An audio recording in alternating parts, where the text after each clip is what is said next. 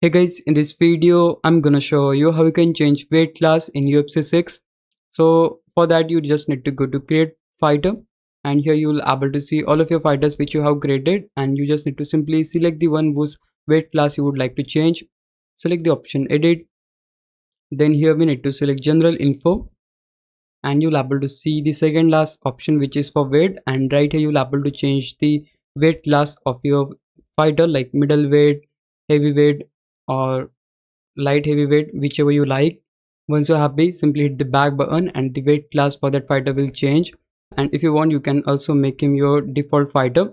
So it is that easy to change weight class of your fighter in UFC 6.